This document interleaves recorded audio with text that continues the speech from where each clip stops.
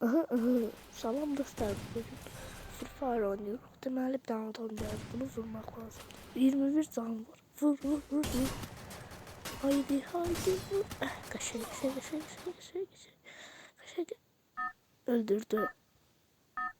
Ay. Ay, bir dakika olma şansımız var. Yes. Şimdi sen görəcəksən. Necə boy olur. Görəcəksən. Ne boy olur kazanacağım. Görəcəksiniz. Dostlar düşüreyim belki. Leşini çıkartacağım. Leşini çıkartacağım. Leşini çıkartacağım. Şöyle de kabaktadır. Bunlar vaysını sıçmasın bana adam değil. Göz dönüş alır. Tabancayla öldürmeyi biraz çetin olacak ama öldür. Ah geldi. Geldi uşağım. Öldürdüm qəşəng yazlı yarım, tuzlu yarım.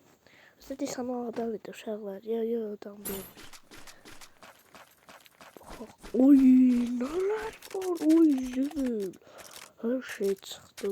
Oh my god. Çok qəşəng şeyler çıxdı. Oh. İçimə gəlsin, içimə gəlsin. Burada adam var. Al, desən o adam. Mən öldüm. Ben öldürüm adam. Ben de öldürüm inşallah. Gözlü. Ben öldürüm adam. Şerefsiz. Qəşəng uşaqlar, qəşəng. Yes, ben taktığım adam. Yok, mən öldürən adam değilmiş bu. Mən bir tane de adam varmış demə. Yani oradadır. Beni öldüren adam bu uşaqlar. Baxın. Gördünüz mü? Onu yaxınlaşdıracağım bu videonu. Gözləyin.